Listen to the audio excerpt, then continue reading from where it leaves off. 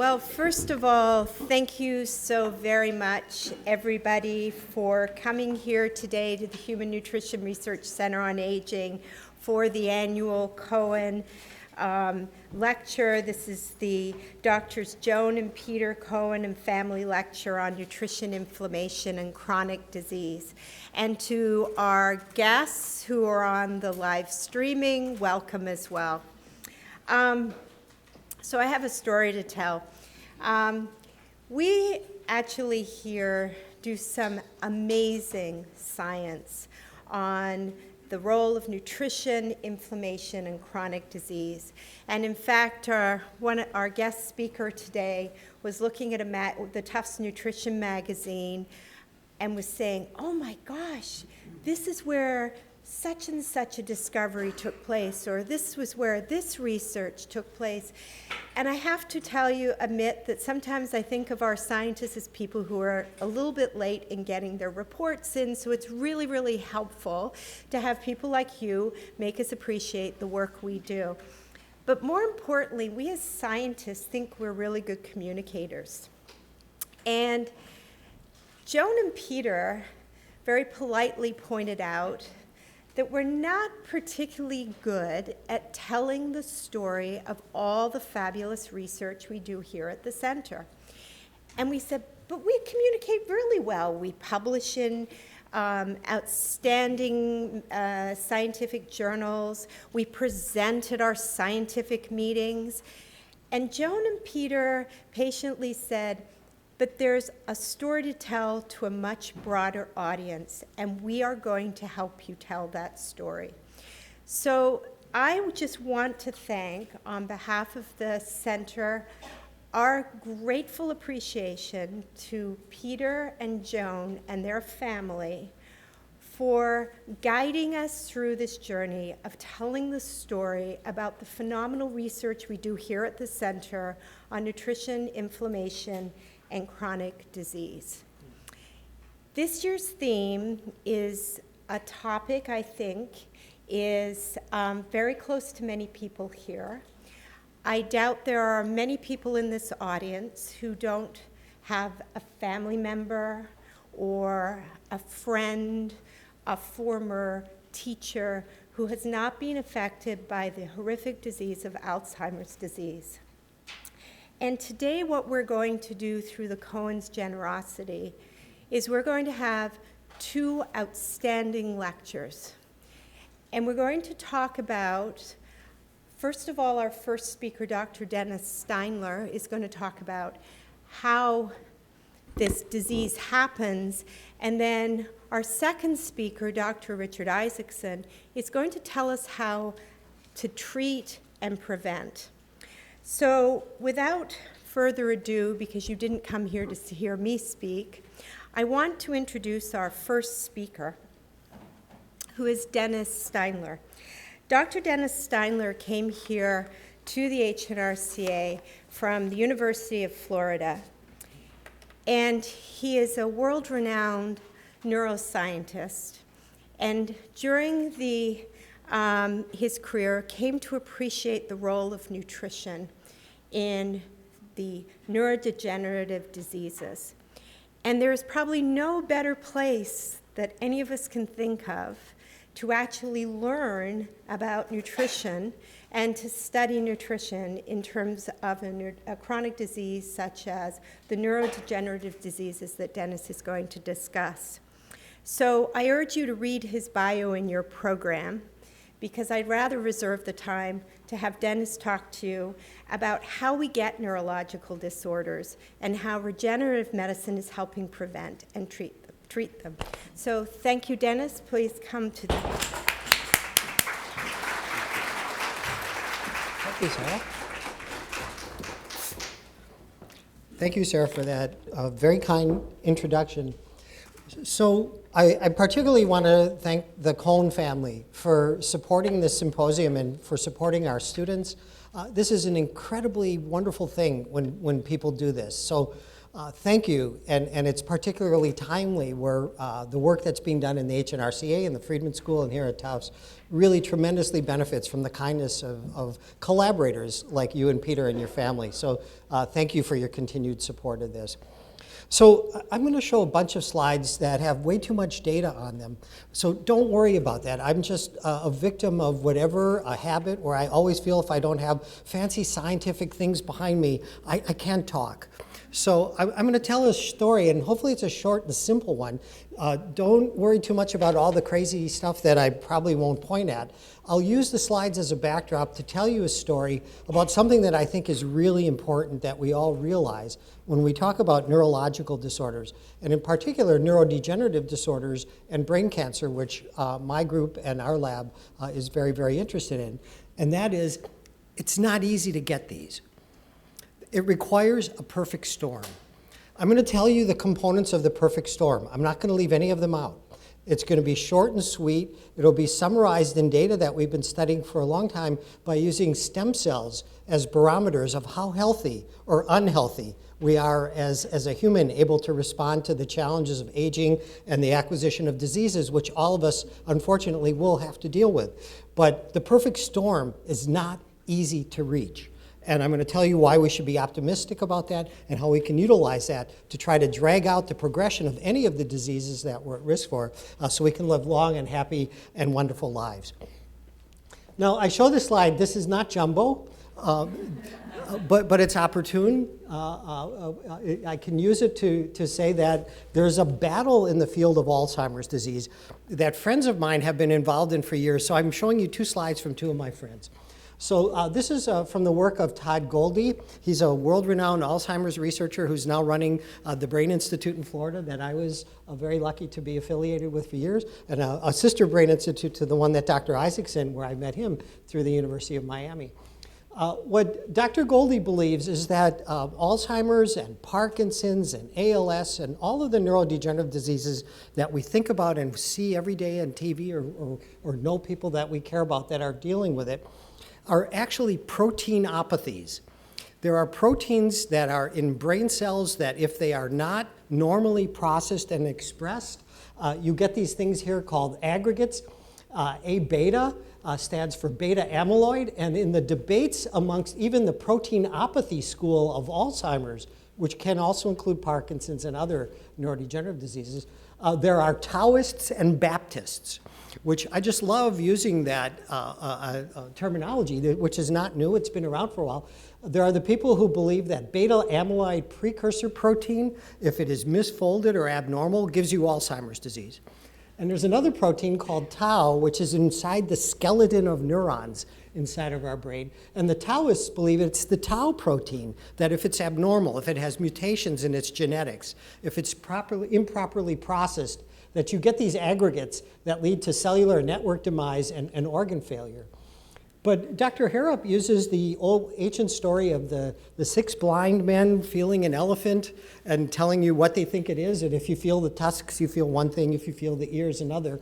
And he wanted to point out that these 6 blind men who looked at this elephant very differently by palpating parts of it, the tau and amyloid protein aggregates represent some parts of it, but we have to realize that myelin degenerates in Alzheimer's disease. We have cells that abnormally die or enter cell cycles as if they're trying to reproduce and make more brain tissue. And all of these things tell us that there are lots of other things, including as we age, this barrier in our brain that keeps things out of it, bad substances that we consume through diet, nutrition, or the environment. The blood-brain barrier is supposed to keep those out and only let goodies into our brain to let it use them and work. But the blood-brain barrier ages as we get old. We now know there's a lymphatic system with a flow of lymph that is regulated by glial cells in the brain, the other second important brain cell besides neuron, helping things move around. The immune system is so important, and I'm going to tell you why that's true in a few minutes. So just remember that as we think about these diseases, we may understand some of the etiology, some of the reason why these diseases happen, but you need the whole spectrum of things coming together to have a pronounced disease such as Alzheimer's and Parkinson's. Now, I show the work of Dr. Sperling down the road, and a good friend of mine, Ed Stern, who has visited us here from Israel. He visited our center here, who these two people together in these slides here that show brains and brain cells and all kinds of weird things are basically telling us that it's a network dysfunction in our brain to have Alzheimer's. The circuitry in our brain that makes us think and appreciate life and do all the wonderful things that human beings are supposed to do dysfunctions. And it isn't just from a protein being abnormal, it's partly a protein, but it's your genetics and all those other things I've listed already on the last slide, which goes all the way from immunology to the aging of the blood-brain barrier. But a lot of us ask the question, can brain training mitigate some of these network dysfunctions that accompany the dementias, particularly Alzheimer's disease, but also can play roles in all neurodegenerative diseases? And my own personal training from having bias from my mentors is that when you train particular circuits in the brain using neuroscience, not necessarily the things you can buy commercially with names I won't talk about that are brain games or whatever, I don't have enough information on those. But I do know that when you look at the connectome, the circuitry of a human brain, which is so precise and wonderful, and you map it and you look at ways to train individual components for it, I believe you can train the brain when it comes to preventing neurodegenerative disease and treating it.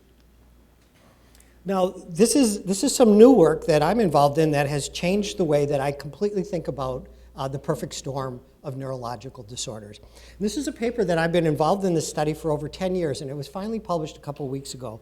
And my mentor on this study is Dr. Rima McLeod, she's an infectious disease guru at the University of Chicago, treats patients, is a wonderful clinical investigator, and she is a Toxoplasma gondii expert. Now, I don't know how many people in this room know this, but 1/3 of the human population on the planet have this parasite in their brain. Over 2 billion people, okay? Now, what does that tell us? No, it doesn't tell us let's not have pet cats. When this paper was published, unfortunately, a lot of the media outlets referred to this as your cat is killing you. Toxoplasm is not only a cat-derived problem from humans. It comes from meats, comes from the world we live in, the soil and other things that are around us. Toxoplasm is pervasive, but with 2 billion people on the planet having this pathogen parasite inside of their brains, we looked at various genetic and molecular and cellular biomarkers of children and adults from a very large cohort, and then we infected the neural stem cells that my laboratory discovered many, many years ago, the human neural stem cell population that is also the target of Zika and other viral infections that we don't even know about yet. And that's why I say when people are worried about toxoplasm coming from cats or whatever, we have a very small tip of a very large iceberg of pathogens and infectious disease, emerging pathogens that are contributing to us having all kinds of diseases that we don't even know about yet. So for that reason, let's just put it in the equation of the perfect storm and say, how can we prevent and treat a toxoplasm-derived brain cancer, Alzheimer's, or Parkinson's? Because when we did this study, our neural stem cells get infected the way that we expected they would. And when we looked at all of the omics, all of the genetics, all of the proteomics, you name it, in these people and in these cells, the inflammatory markers all came up. The neuroinflammatory markers that Dr. Isaacson's are going to tell you is a wonderful treatment or target for delaying or preventing neurodegenerative disease. All of these genes started popping up from a toxoplasm infection that tells us that epilepsy, neurodegeneration, and cancer could have an infectious disease component. So let's just assume ID, infectious disease, is one component of the perfect storm. Your genetics, whether you have ApoE gene mutations or beta amyloid mutations or whatever, that can put you on the course for perhaps getting a dementia later in life or whatever, that's one component. Many others with inflammation as a target that we can all achieve by drugging it with food and nutrients as well as pharmaceutics. I show you this slide to remind you we shouldn't be freaked out and worried about getting these diseases beyond normal concerns of disease. Thank goodness there's things we don't understand about the diseases that should make us all be optimistic. So our first Cone speaker from several years ago, Dr. Tanagawa from MIT, who hopefully you all will remember, told us the story that even when we think we have an Alzheimer's situation, that we can retrieve by the presence of certain brain cells that will survive even Alzheimer's and others. We can retrieve memories using various things that we don't even know about yet, including training or whatever, to bring them back out. So once we have symptomology, once we have a route towards disease, please acknowledge to yourselves the perfect storm has not happened yet. We can reverse this, we can live a great life, and even the synapses that we thought are gone are probably still there. Now, what are the things we don't know about that we should put into our equation of prevention and treatment? I'm not going to talk about this a lot. I may have mentioned this at other times, but the work of Maike Nedergaard, she's one of my, I'm one of her groupies. She's currently working in Denmark. She used to be in New York. Maike Nedergaard discovered the glymphatic system, which tells us that glial cells, the support cells in our brain, and the lymph drainage system helps move out these toxic substances every night we go to sleep. Dr. Nedergaard's work goes beyond this science paper. She had a paper in the Journal of Neuroscience not too long ago that says even the way you sleep can help clear the toxic garbage-like proteins from your brain while you're sleeping. And I'm going to give you the hint right now, it's not on your back. Okay, so building up towards this sort of perfect storm, before we hear from Dr. Isaacson, ways with diet, nutrition, and lifestyle we can help prevent it, I'm going to tell you how we can target stem cells and regenerative medicine with, again, nutrient and other therapies to help make the perfect storm be a very long progression if we are at risk. So I'm not going to take you all through this. I'm going to just remind me to tell you that we know that along the ventricular system of the human brain and buried in our temporal lobe, right here and behind our ear, the region of the hippocampus, that we have new cells being generated to the number of thousands per day. And we need these for memory and mood and other functions. And in addition to what we know are certain pharmacological agents, believe it or not, including Prozac and other antidepressants that increase the production of cells in these areas, that diet, nutrition, physical and mental exercise, as Dr. Isaacson's going to tell us the recipe for, are crucial. Another component of the perfect storm I don't have to tell you about, we all know about it, stress. So everybody's stressed out, life is stressful. Does that mean if I'm stressed out, I'm going to get Alzheimer's or Parkinson's or something? Perhaps I could be at risk because stress, when we did a study with a group of collaborators in the Netherlands, we found that glucocorticoids, which we all know is a very stress hormone-related system, if you don't have them in the proper ways, shapes, and form, we actually don't get proper behaviors in mouse models of aging and cognitive decline. When we put on top of that and superimpose the immune system, where we now know that there are lots of cells that are in the brain that aren't just neurons, but also come from bone marrow and blood-derived cells, that these cells all together are involved in cognitive decline prevention, and we all have ways now we can begin to study this. I'm going to just go over this very quickly. I had the privilege of working with Dave Borchelt years ago, who is a world-renowned mouse modeler of Alzheimer's disease.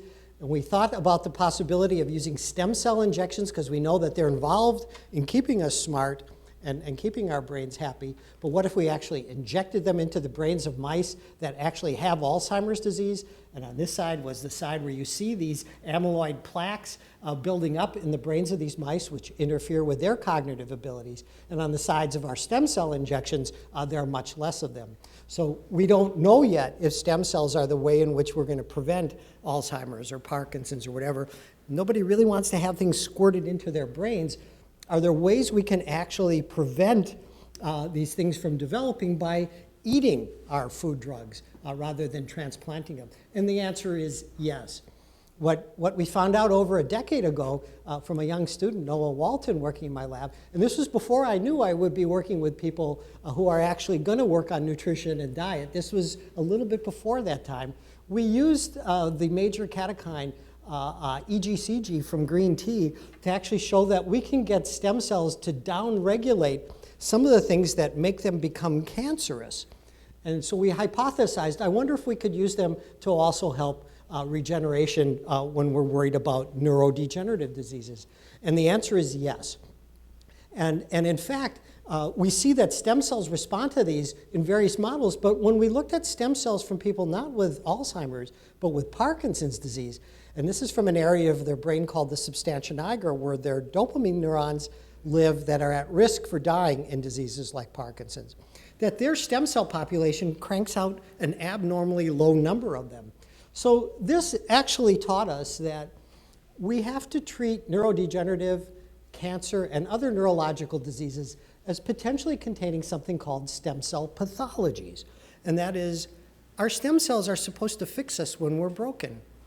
If we have a course of Alzheimer's that we're on, or Parkinson's, or ALS, or multiple sclerosis, or whatever, why don't our stem cells fix us? That is their job. And the main answer is that they themselves in the disease become sick. So what we have to do early on is begin to try to treat them to prevent them from dying when we need them. And such that, is there even proof for this? And the answer is yes. A good friend of mine, Jeff Cordover at Rush University in Chicago, in looking at patients who had received stem cell transplants from fetal donors, giving dopamine precursor cells to people with Parkinson's disease by transplanting them into at-risk circuitries in their brain, the stem cells that came from fetal donors who did not have Parkinson's disease acquired Parkinson's disease in the brain of this patient. How can that happen? And I think I gave you the answer a few minutes ago when I told you about the toxoplasm work that is causing me to pay attention to infectious disease, and that is neurodegenerative diseases and cancer are contagious. Not contagious, please, don't take it from here to mean don't go near people who have these diseases. That's not what I mean. It means that they are transmitted from cells that are sick to cells that aren't sick by way of these little vesicles that we study also in our lab here in the HNRCA called exosomes, which all cells release to get rid of garbage and other sorts of things when cells are unhappy.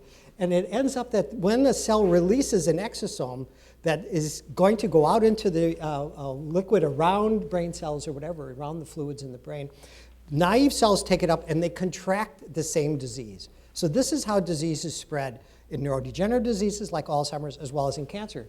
So we have a theory on how these things then contribute to how we acquire a major component of the perfect storm for Alzheimer's, Parkinson's, and even potentially cancer. And in a theoretical paper that a former postdoc and I wrote, Kate Candelario, we believe the route of entry is through the nose and the mouth. These can be bugs, these can be parasites, these can be enteroviruses, retroviruses, bugs we don't even know about yet. They inhabit the organs of our body that get innervated by a nerve called the vagus nerve, which has the ability to transport exosomes from cells that are sick in the gut up to the brain and give your brain the disease that your gut had first. Dr. Cordover believes that Parkinson's disease begins in the colon, not in the brain. So we study these little particles as prions, and we thought we were alone in the world, except for one of my favorite groups that we pay attention to the work we do here. And they are in New York, the Chi group, published a paper a couple years ago that says, we actually have a way in which the brain tells our body to age. And as we age, some of the factors the brain uses to communicate with the body are actually things that are involved during aging and put you at risk for neurological disorders. And the hypothalamus, our neuroendocrine organ, our chief neuroendocrine organ, which sits at the base of the brain, actually tells the body, you should age. And the body tells the brain, okay, I'm about this old, what does that mean? So with this crosstalk going back, that just published by the Chi group again in Nature just recently, is this communication between brain and body that tells us to get old and become susceptible to disease is actually mediated by exosomes coming out of brain cells, systemically transporting messages to the body that says, why don't you age to this level? So we are using food to interfere with this in a way in which, not to become immortal, I don't think any of us wants to live forever, but wouldn't it be nice if we could live rather healthy as long as we would like? So again, please realize the immune system that our other early Cone speaker, Yoni Kipnis, gave us a wonderful tutorial on the presence of lymph flow and immune system cells like T cells and B cells and all these things that the brain didn't have a whole lot of until Yoni and his mentor, Mikhail Schwartz in Israel, discovered, are actually involved in creating inflammation in the brain in ways the brain thinks it needs. But when it's chronic and too long, it contributes to disease and becomes a major component of the perfect storm. Now, I show this slide very quickly because a former student who used to work in my lab did this work when she went to work with the Weiss-Corey group at Stanford. You all may have heard about this in the news. Young blood makes you young again. Have you all heard about the potential interest in blood transfusions for people like me to get a little bit younger? That doesn't mean there's a kiosk on the corner I would recommend yet. But what Jinte Middeldorp found in her study looking at young plasma for Alzheimer's disease models, as well as looking at cognitive function and brain plasticity in mice, where you could use young blood transfusions into old mice, again published in a very good journal, Nature Medicine, that said the brain can de-age a little bit with young blood. Don't rush off to get a transfusion. Still some issues associated with that. Thank goodness to science. We now know that some of the components in the blood, in particular a couple enzymes, are fountain of youth-like enzymes, and I'm hoping we can all buy that at the grocery store next week. Okay, how is this neuroinflammation mediated? How can we damp it down with food, exercise, mentally and physically, and everything else? It ends up that the immune cells that live in our brain called microglial cells, that look like these wonderful little ramified guys that are shown here in cartoon, we actually have some gene defects now, particularly a gene called TREM2 that is shaking up the Alzheimer's world a little bit. And our lab studies microglial world by knowing that microglia, the blood cells that live in your brain that eat up dead cells, create inflammation, get rid of debris, things that we think are good and bad, actually are involved in generating a sequelae that leads to Alzheimer's disease that I would call these immune system cells called special stage 2 DAM TREM2 dependent microglia as another component of the perfect storm. And they are involved in neuroinflammation to the point that we even now know that there are neurodegenerative diseases, as a paper just published a couple weeks ago, that actually begin in our bone marrow and end up in our brain because our brain does have an immune system. So what other things are in the perfect storm? Okay, we have to go outside. We have to live on the planet Earth. Cosmic radiation, sorry. We didn't know the importance of that until a colleague at Stanford, Michel Maungé, who's a wonderful neuro-oncologist, neuroradiology-oriented researcher, has shown us that when you have a brain tumor as a child or even as an adult and you get radiation, you have a tremendous neuroinflammatory effect in the brain from the radiation, which we all knew about and expected. But that actually kills stem cells' ability to repair the brain and takes away a huge amount of brain plasticity. We worked with NASA several years ago to model long space travel, and we found that the microglial cells in the brains of mice, mimicking being somewhat avatars of astronauts, a long space trip to, let's say, Mars, that the microglial cells become very unhappy, become the ones that are going to create inflammation, and end up killing a huge number of the brain stem and progenitor cells that would rebuild this brain if it needed to be. So radiation that we can't do anything about.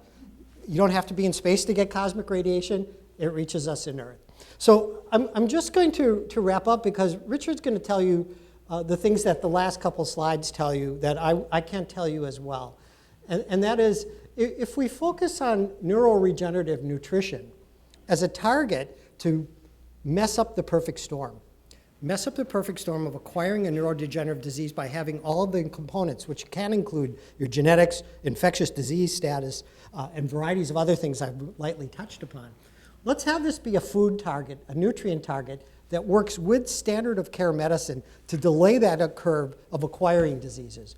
So without taking you through this, what we do is we try to create avatars of patients who represent populations that we will stratify one day. If we can get cells from patients, and we can even do it from skin cells, where we can turn them into brain cells and put them in cell culture dishes or transplant them into animal models of cancer and degenerative disease, begin to test standard of care medicine on top of food, concentrated combinations of nutrients, particular diets, micronutrients, and please don't let me leave out the microbiome and microflora. They are absolutely crucial for preventing perfect storms. You put these all together, you test them in vitro and in vivo avatars of all of us who represent unique physiologies. We will then figure out ways in which we can have standardized diet and nutrient combinations that we will be able to give to patients as a group rather than as an N of one. And we won't need to have surrogate animal models of all of us. We will be able to say this person fits within a certain category of needing this type of nutrient at this stage of their life, at this time of day, because circadian clock, which a Nobel Prize was just awarded for, is extremely important. So when you eat, when you take certain food drugs, and when you take regular drugs, it is crucial to take them at particular times of your biological rhythm. You put that all together and you look at the new work that now Dr. Tong Zhang, working with Barbara Schuchat-Hale and the wonderful group in the Neuroscience and Aging Lab, we're beginning to test particular components that through work with the collaborator Brent Reynolds and I have done, including looking at that green tea, which I looked at quite a long time ago as a particular component, and 2 other nutrients that come from turmeric and broccoli powder called sulforaphane. What we can actually do is we can restore aspects of hippocampal neurogenesis. We can damp down neuroinflammatory cascades that accompany cancer and cancer treatments. We can extend life curves in ways that tell us that, you know, it isn't a crazy idea to create patient-specific avatars and begin to mine using a literature of huge big data that already exists in the nutrition world. And one of my favorite papers where there are now algorithms that can actually apply to particular diseases where we know that nutrition in combination with standard of care medicine can actually begin to treat our avatars as well as us to begin to cure disease. So I'm going to leave you on that slide because I think all of you know that I'm a big fan of Mia Kivipelto and her finger clinical trial that she did in Europe. I've heard a rumor that there's now going to be a HAND, I don't know what the acronym stands for, clinical trial, I hope you know about it, Richard, where with the kinds of things that Dr. Isaacson is doing, diet, nutrition, and lifestyle in this mode is not only just good for Alzheimer's disease, the other disease we also are quite interested in and are also trying to prevent and treat, Parkinson's disease, is amenable not just to food and nutrition and physical exercise, but mental exercise as well through the type of cognitive training that's focused on the at-risk cells in our brain that, if part of a perfect storm, can give you that disease. So I'm going to stop there by telling you I think we have factors that are present in our diets that need to be supplemented in higher dose to prevent perfect storms for neurological diseases, along with cell and molecular therapies that when you put them all together and then you put together the support of wonderful donors and collaborators like the Cohen family, the USDA, the NIH, and everything else, hopefully perfect storms will no longer exist. Thank you.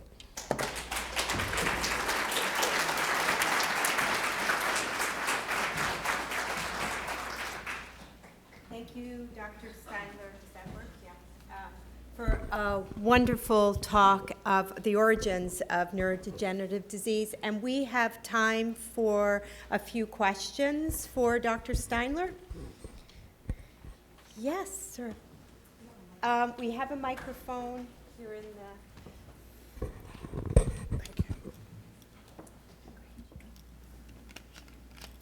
Thank you. Very interesting talk. One question I have is, why is it that the rate of the disease is reported to be increasing dramatically now when all these factors through our evolution were present before? So the rate of disease has increased, or it's reported has been increasing dramatically now. Right. So one could argue that with our unique omics, all of us are a single case study. So we have a predisposition, let's say, to acquiring a certain disease or syndrome. Now, if it's true that we need a perfect storm for that, okay. Your level of inflammation, your inflammatory tone, what other diseases you're fighting, comorbidities, lifestyle, diet, all these things begin to come into play. And as we discover that the infectious disease components are beginning to play a major component in sort of tripping the wire for the cascade of the perfect storm to begin to take place, one could argue that pathogens, the presence of these are not only becoming aware to us, but more of them are sort of arising. So I think you put that together with our omics that put us at risk, our diet, our lifestyle, sort of other things that contribute to acquiring a disease. And for me, I guess I'm not so surprised that the incidence is increasing. But that's a terrible answer for a very hard question. Another question from the audience. May I just add one comment to your answer? I would also say that part of the reason there's so many more people with this disease is so many more people are aging. And that is one of the greatest values of this center, is that we are studying the role of nutrition and physical activity by scientists such as Dr. Steinler in promoting healthy aging, because this is the fastest growing demographic in the globe. So I think that's also part of it. I agree. That's a good answer. Okay, well, thank you very much. Thank you, gentlemen. This is for you. No, I'm going to use this. Thank you.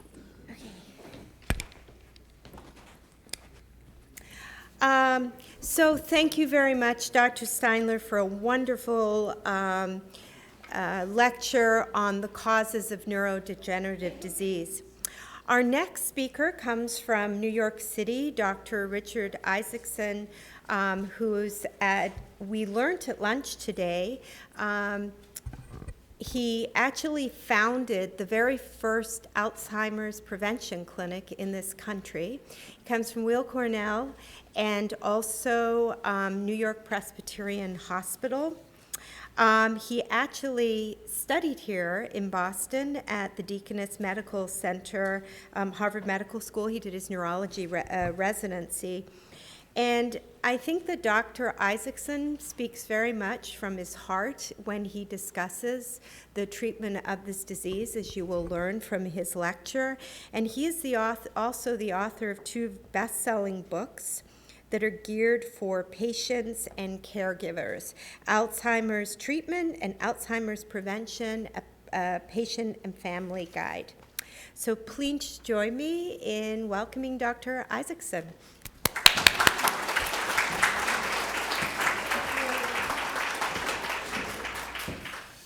Good afternoon, everybody. Can you hear me okay? Okay. Well, first, Sarah, thanks so much for the very kind introduction. Peggy, where are you? Thank you for everything. Strong work. Dennis, Dr. Steinler, nice to see you. And most of all, you're the favorites. Dr. and Dr. Cohen, thank you so much for supporting this work. And I can't underscore the value of bringing in people on the front lines of the research with people on the front lines and boots on the ground of patient care. Because without this marriage of seeing a patient, understanding how the concept that you're applying to the patient was discovered in the lab, and bringing those people in the same room, from the students to the senior scientists, the value in that is exquisite. Also, Dr. Rosenberg, wow, what a nice pleasure. Thanks for coming. He's texting. He's texting. I'm like all excited he's here. I see his picture on the wall, and he's texting. Oh, no. How you doing? You're caught. I gotcha. That was good. That was cool. It's cool to see people that I've looked up to texting during my lecture. It's cool.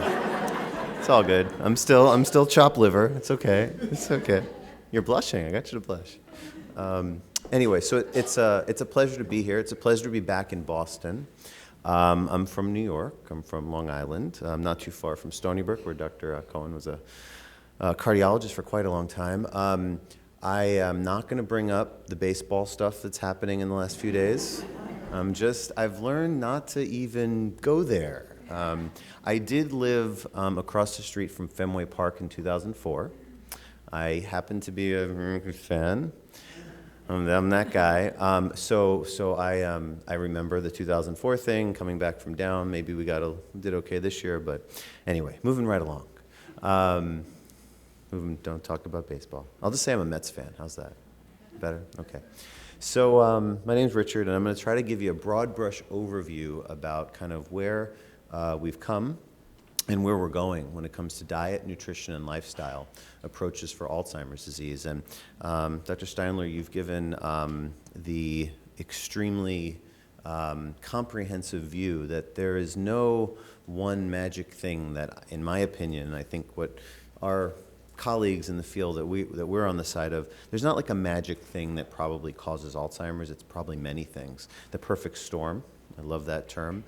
For me, I've always kind of described it as there are many roads a person can take to Alzheimer's. And, age is the number one risk factor for Alzheimer's and dementias in general. Genetics is a part of the puzzle, but genes are not your destiny. Okay, you can win the tug of war against your genes. And Sarah, as you were saying, some of the major conceptual breakthroughs in the practice that I take in my patients is something called nutrigenomics. And is Jose here? Cool. Oh, hey, nice. Hey, another guy that I've looked up to. I've quoted you and talked about you. Never met you. I heard your reports take a while to come in. Not good with paperwork. I have an issue with reimbursements, so I get you. We're here. But some of the major conceptual frameworks about what I apply in my clinical practice came out of this place, so it's cool to, I guess, be preaching to the converted or whatever that saying is. But I'm going to try to explain to you kind of where we're at now and hopefully where we're going to be. I hope that one day we're going to have the recipe book. We're going to have the playbook. We're going to insert a drop of your blood, of our blood, of my blood. That would be great. And something's going to spit out and say, oh, Isaacson, you have this gene, you need to do this. Isaacson, you have this marker in your cholesterol, you got to do this. You have this % body fat and it's visceral around the belly, you need to do this. Hopefully we're going to get there. Not yet, but hopefully the first chapter of that playbook is written, okay? And until we get there, we'll give you an overview. So here's my disclosures. I got grant support from the NIH and a variety of other places, the McKnight Brain Research Foundation. Dennis and I have worked with them. Philanthropic support, about 75 to 80% of this work actually has been done by philanthropy, private donations and foundations, because it's hard to get funding for nutrition research. It's hard to get funding for some of the technology-based approaches, the fancy tech stuff that I'll talk about. I'm a trustee of the McKnight Brain Research Foundation. I've been a consultant to a couple of things, but nothing related to anything in the talk. I'm not funded by the nutrition folks or supplement companies or anything like that. But by far, the number one disclosure I have is I have a major bias for the way that I treat disease and treat Alzheimer's, and that's my Uncle Bob and my dad's cousin Charlotte. So this is Flatbush, Brooklyn, in May of 1946. This is actually my cousin Erwin's bar mitzvah in 1946. True story. That's him over there in the middle. And these are four family members. Four family members in this picture ended up developing Alzheimer's disease. Okay, and if you look up on your upper left, my Uncle Bob was diagnosed in 1995. That's when I was in high school. And then if you look on the bottom left, my dad's cousin Charlotte, I actually diagnosed her at a wedding in 2007. So I've seen this disease develop not just in my own family members, but literally over decades. I remember my great uncle Max. He was at all the weddings, and he was just kind of aloof and not really social and kind of, not the most friendly. Well, that was his brain disease, and that was Alzheimer's disease. That was senility. Well, no, that was Alzheimer's disease. We didn't know what it was back then. And my dad's cousin Charlotte, she repeated herself, and everyone just said, "Oh, that's normal aging." But no, I saw that trajectory. I saw my great uncle Max years before he was diagnosed having subtle changes. Okay, and it's through these observations, as Sarah said, that I've kind of taken a different approach towards looking at Alzheimer's disease as a life course disease. Okay, believe it or not, when you're born with a specific Alzheimer's-related gene, brains of babies with a certain Alzheimer's-related gene are smaller at birth. Okay, talking about diet and nutrition, maternal diets, maternal content, what the mom eats when the baby's in the womb. One study looked at B vitamins, has an impact on cognitive health later, okay? So this is a life course disease, and that's one of the kind of main philosophical points that we've taken in our work. And what I've seen, we now understand, and that understanding is that Alzheimer's disease starts in the brain over 20 years before the first symptom, okay? Like a heart attack or a stroke, you don't just have a snap, a heart attack or a stroke. It develops over time in the blood vessels, and in this case, in the brain.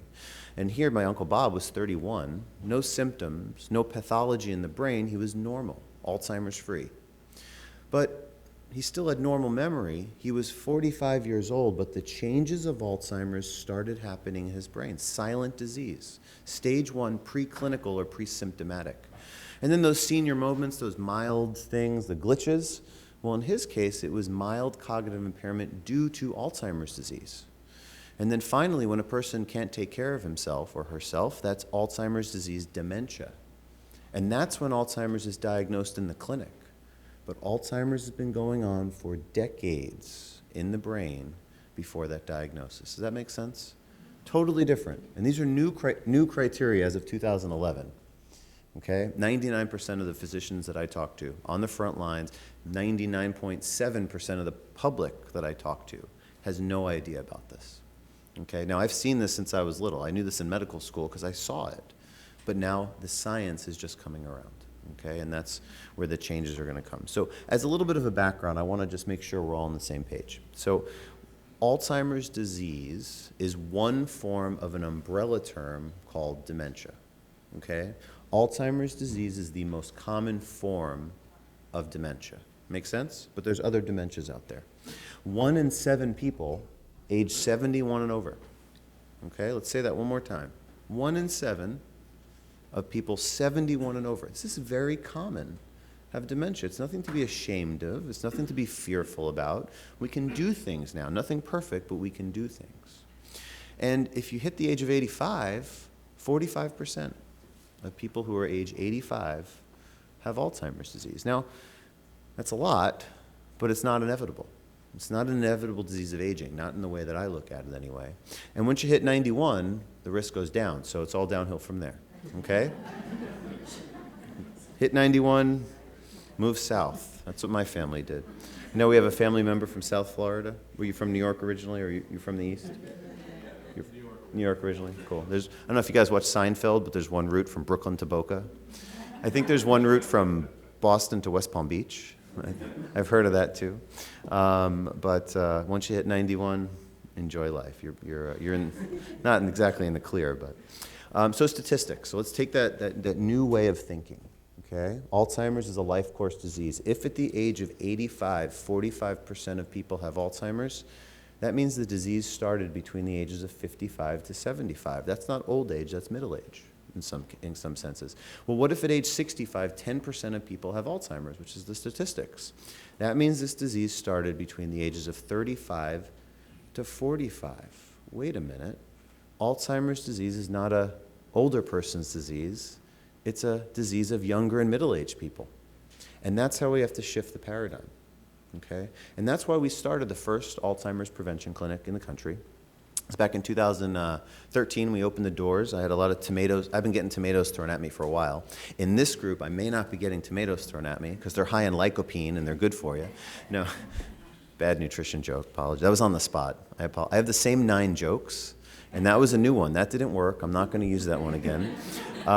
But I talk about nutrition and brain health, and people say, "Oh, well, you can't change what you eat and change your brain." But in this group, I think you guys are on board with me.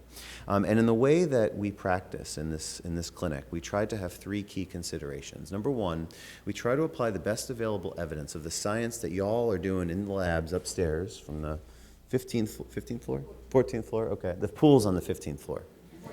Yeah. Oh, is there really a pool? Oh, I was kidding. There's really a pool? Irv, did you install the pool? That was on your watch. Okay. Yeah. So what we figure out in the lab, we can then apply the best available evidence. Okay. Now, randomized trials, of course, is the best. It's hard in nutrition. It's hard in science in general to do these trials. But we try to apply evidence-based information that's also safe. The last thing we want to do is tell someone to do something when we're not sure they're going to get Alzheimer's, and if it's not being safe. Okay, so that's important. Number 2, it's not a one-size-fits-all approach. Mr. Smith, he probably needs to do or eat A, B, and C, but Mrs. Jones, she's different. She probably needs to eat or do X, Y, and Z. And again, the playbook isn't written yet, but I think the first chapter is at least being sketched out. And finally, it's not an algorithm. People, they stop me, not on the street necessarily, but usually in a hallway, and say, Isaacson, what should I do?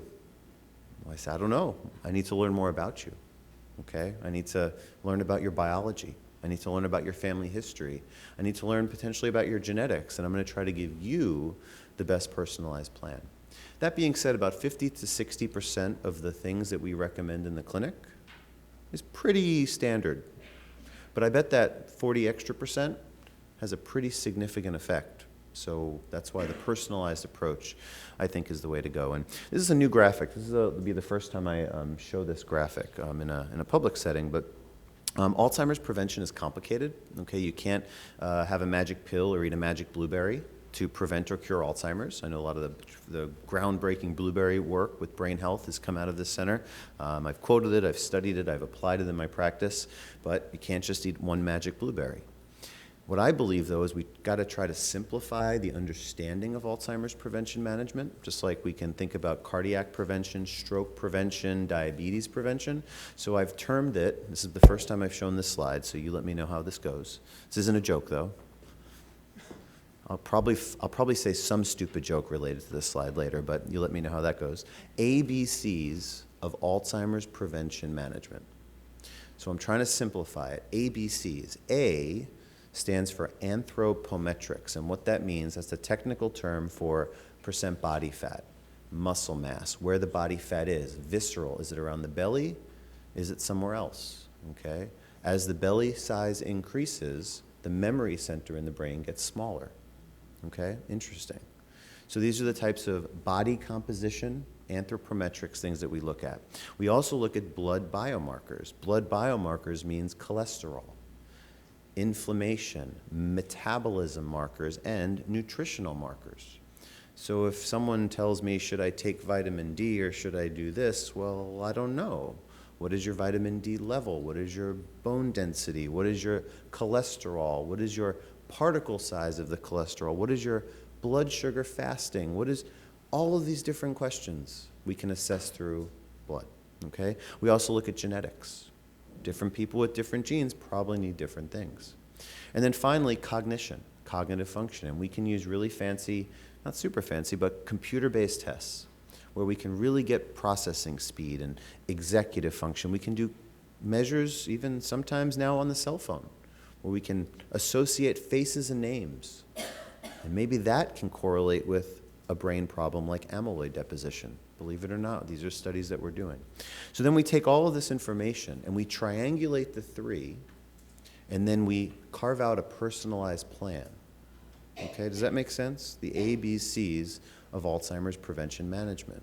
Now, inflammation is sort of in here, but I don't have the best biomarkers. You talked about cytokines. Your work's talking about cytokines. I wish I could check cytokines and TNF-alpha this and lipidomics and proteinomics and all this fancy stuff. That's chapter number 3 or 4. We're just starting chapter 2, okay?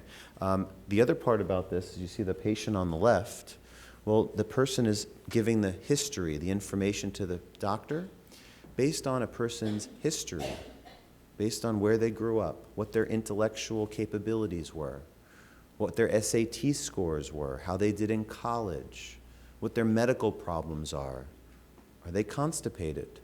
Are they having dandruff? These are all clues in the patient history to the doctor that can clue someone into a neurodegenerative disease later on. What if the person is acting out their dreams? What if a person is having vivid dreams and kicking their legs? This all could signal that later on in life, a person may develop a neurodegenerative disease. So we take the history from the patient, very detailed history. We take all of these different markers, we put it together, we triangulate it all, and then, simply enough, we come up with a personalized plan. Does that make sense? Okay, I try to demystify it a little bit, but it's a little confusing. And this is the little circle that we do because you have to see patients back. You can't just say, Mr. Jones, do this, see you later. No, you have to say, Mr. Jones, do this, and every 6 months come back, we're going to check everything again, and we're going to keep refining or fine-tuning, just like a car engine. It's a fancy car, sports car. I live in New York City. It's very expensive. I don't own a car.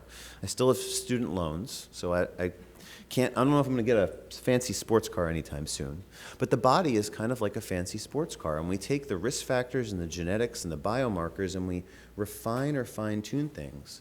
And on the follow-up visits, we look at a person's metabolism and cholesterol and inflammation and cognitive function, and these are the types of things that we want to keep that car engine, the brain, in peak performance. Make sense? Okay. So what do we do? Oops, sorry about that. Sample risk factors, and now we'll talk about how to manage. But there are certain things we can't change, like age and family history, but there are things that are modifiable that we can change. Dietary patterns, both single nutrients and multiple nutrients. We'll talk about that more soon. Cognitive engagements, okay? You can do all the Sudoku you want, you're just gonna get better at Sudoku. But there are other things that actually have a spillover effect. Coming to a presentation like this, learning something new, okay, learning how to play a musical instrument. I joined a rock band, okay? Whatever it takes, that's how we can use building these backup pathways. Physical exercise. And physical exercise may be confusing because maybe it's different cardiovascular needs, different muscle strengthening needs. The lab on the, what floor was that? 13th floor? Lab on the 13th floor is figuring these things out, okay? And when you guys figure out, I can then employ in my clinic, because everybody probably needs a little bit of a different physical exercise intervention depending on what the biomarkers that we see. You know, in my clinic, if someone has metabolic problems, a high blood sugar and a waist size that's increasing from when they were in college, maybe they need to have 2/3 cardiovascular versus 1/3 resistance training. And I'm going to look at their muscles and I'm going to track things over time. Maybe walking's not enough. Maybe a spin class, high intensity interval training. Maybe that can jumpstart or rev the engine and get rid of the body fat, right? So these are the types of things we're going to try to figure out. And then, since being in a clinic, you only have so much time, face-to-face time, we created a free resource, a free website. And this is free for everybody. It's free for the public. We've had over 425,000 people, unbelievably, that have actually been on this site. And it's a free course about everything that is and is not in our control when it comes to Alzheimer's prevention. It's called alzu.org, and it's totally free for everybody. And you sign up and you take a free course. And the first part of the course talks a lot about the stuff that I'm talking about in this lecture. And the second part of the course is a lifestyle course. The first, lesson 6, for example, is all about nutrition. What is a protein? What is a carbohydrate? Okay, little basics. Then we talk about, well, what are the dietary patterns? What are the single and multi-nutrients? What are the vitamins and supplements? Yes, good, bad, no, don't know. Physical exercise, cognitive exercise, all of the content we put online in interactive modules with audio and video that people can watch from their computer, their tablet, or their cell phone. So our patients in the clinic and people at home can take this course, take pre and post tests, and learn about what they can do to fight Alzheimer's. Make sense? This is the research that we're doing. We're doing a cool study called the Diploma Study, Dietary Intervention to Prevent and Slow Memory Loss Due to Alzheimer's. It's not a randomized study because we're a clinic and we see all patients, but what we're doing is we're trying to make very specific dietary recommendations that draw upon the Mediterranean diet, which we'll talk about, the MIND diet, which we'll talk about, a variety of other diets, which we'll talk about, kind of a greatest hits, brain healthy diet, and then follow these people over time depending on what they adhere to, okay? And here are our multimodal interventions. Let's talk about mostly nutrition. We'll talk a little bit about physical exercise. And I think, Sarah, you said this earlier, that without both, there's a problem. There's a synergistic effect. 1 + 1 = 3 when it comes to the beneficial effects of diet and exercise, okay? I think there's the biological principle of synergy there. We'll talk about music, we'll talk about stress reduction, social interaction, and finally we'll talk about education and strategies of effective education, because that's really the key. When it comes to nutrition and Alzheimer's, there's literally been an exponential growth of this field, literally, and it seems like every day a new study comes out. The effects are not just limited to memory and thinking skills. Here's a variety of some of the references that kind of, as I was kind of developing as a freshly minted physician, finished my training up here and did more training in Florida. These are some of the initial studies that kind of changed the way that I look at nutrition. And these are randomized studies, whether it's using cocoa flavanols, purified stuff, not chocolate per se. If you look on the label of chocolate, it says sugar and butter and more butter, and then some cocoa powder, okay? No, we mean purified dark cocoa powder. That's probably what has the benefit, and that's what's studied in the randomized studies. What about different dietary types? Lower carb, lower saturated fat? How much saturated fat is good? What about lots of protein and fat, and no carbs or minimal carbs, the ketogenic diet. These are all studies that have actually now happened in this field. Omega-3 fatty acids, which I know is a super, this center has been tremendous in developing our understanding of omega-3s. Which omega-3s? How much of them? And do they work in which person versus another? So the fundamental questions that we need to answer.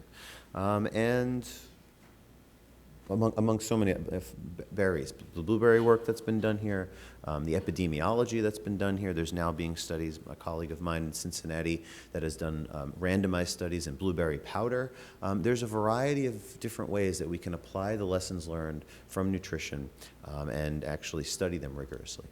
So based on this evidence, the way that I look at this is two separate areas. And one is a dietary pattern or a way to eat.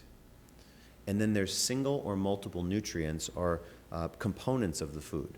Now I'm talking to an audience that completely understands this, and for the public out there, I'm still going to go into details because this stuff is complicated.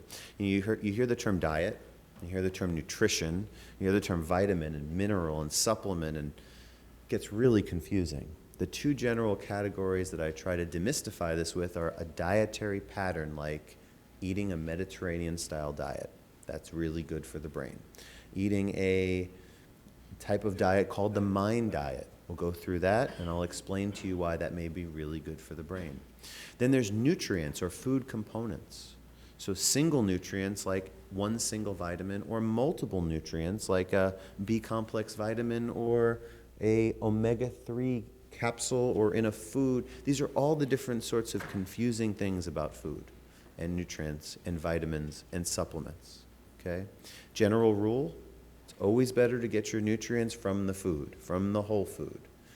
But sometimes in certain cases, not super common, but sometimes, actually sometimes common, people may need to take the vitamin or supplement form if they can't get the requisite amounts from the food.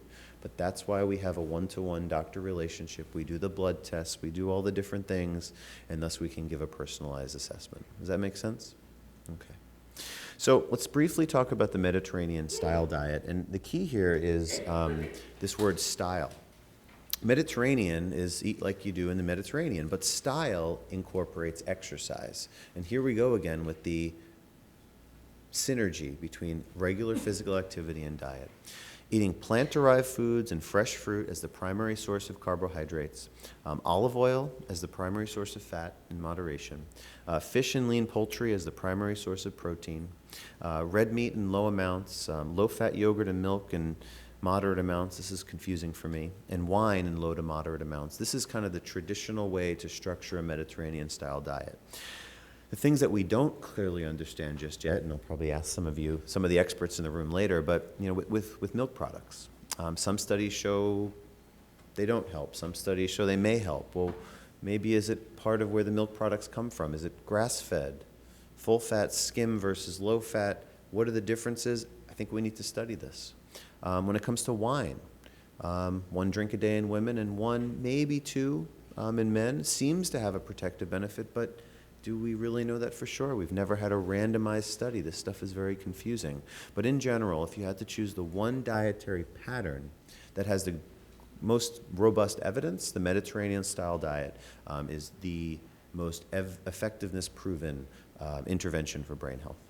This was a study by Suzanne Kraft, and where they did a randomized study where they had the typical United States diet versus a brain healthier diet with less fat, less saturated fat,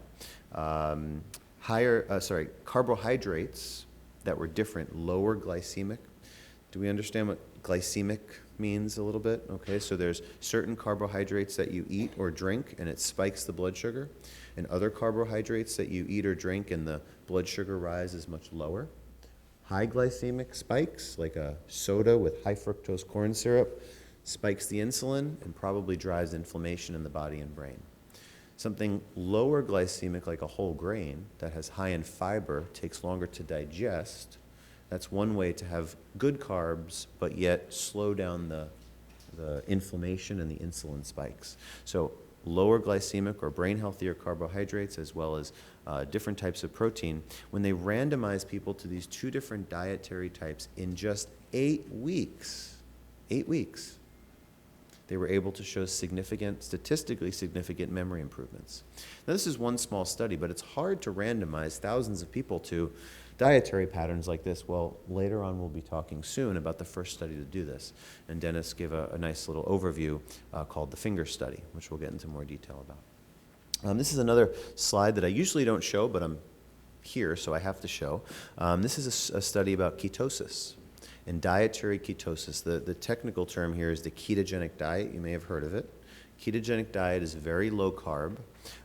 Some people say it's too low carb. Other people say actually the evidence is coming around. But the ketogenic diet, meaning very low carb, high protein, high fat, in this one small study of 23 patients, in just 6 weeks, they were able to show improved verbal memory performance and a whole host of other improvements in waist circumference, fasting blood sugar, fasting insulin, in just 6 weeks in a group that already had mild memory loss. So what does this tell me? This tells me that certain dietary interventions may be options if a person is willing to or able to try this type of dietary pattern. Caloric restriction, less is more when it comes to eating food. Okay? If anyone in the room ever wants to understand more about how their diet may be affecting their brain and body health, do a food log, do a food chart. Chart how many grams of carbs you eat every day. Chart how many calories. You will be shocked. Okay? You will be absolutely shocked. Even patients that I think are eating healthy probably are eating too much. Okay? And in this one study out of Mayo Clinic, those people that had less than 2,100 calories a day of average food intake more than 2,100 calories a day had double the risk of developing mild cognitive impairment. Okay? So less is more. And why is that? Well, long ago we didn't have fast food on every corner, and we didn't have these types of high nutrient and dense and fatty and sugary meals. And our body doesn't exactly know how to handle some of this stuff. And if we can restrict calories, whether it's through overall caloric restriction or intermittent fasting, whether it's 12, 14, 16 hours of fasting, several days a week, this is something we're studying, maybe we can recharge the battery and be protective. And the battery that I think we need to focus on is called the mitochondria. And the mitochondria are the energy-producing parts of the brain cells. And if we can protect these batteries, that's the way that I think we can slow brain aging and protect against Alzheimer's disease. And one of the common themes that you've heard about in my talk and in Dr. Steinler's talk are ways to potentially protect the mitochondria, whether it's through decreasing inflammation or letting them to calm down and cool off a little bit by not eating all the time and not spiking insulin. This is some of the fundamental concepts that our field will be working out in the coming years. Now, you may have heard about a newer diet over the last 2 years called the MIND diet. Martha Claire Morris, a colleague of ours, I know Sarah just got a nice NIH R01 grant with Martha Claire, and Martha Claire has really done terrific work, and they just got something called the analogy to the finger study. It's called US Pointer.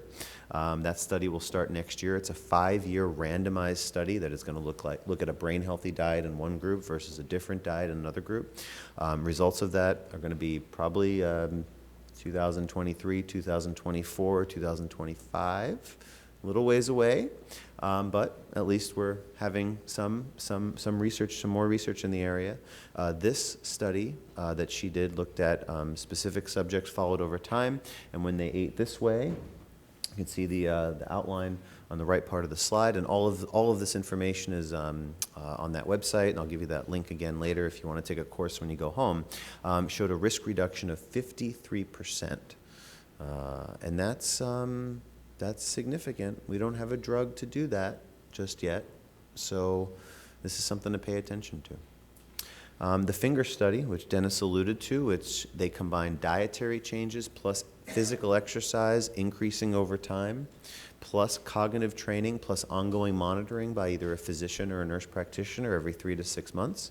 In this very large randomized study, 1,200 patients randomized to 2 groups, they were able to show a variety of positive effects. Number one, improvements in cognitive function, processing speed improved, executive function improved, that's the higher order brain functioning, and overall memory improved a little bit, but it wasn't statistically significant.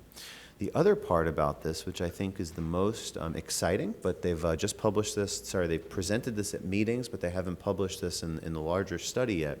Subgroup analyses, that's the scientific word for when they look at little parts of the study that they didn't maybe intend to initially. People with a very common Alzheimer's-related gene, the ApoE4 gene. If you have the gene, it doesn't mean you're going to get Alzheimer's, but it increases your risk a little bit. People with that ApoE4 gene had preferential benefits from this multimodal intervention. So if someone out there says, oh, I don't want to know my gene, I'm freaked out, I'm scared. Well, if you have the gene, then you really better be doing these interventions. And if you have the gene, maybe you can get better footing in the tug of war against your genes.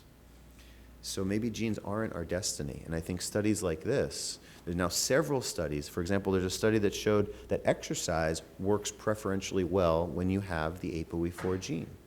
So again, this is exciting. This means that even people that are at higher risk potentially may benefit more from these very low risk and cost-effective interventions.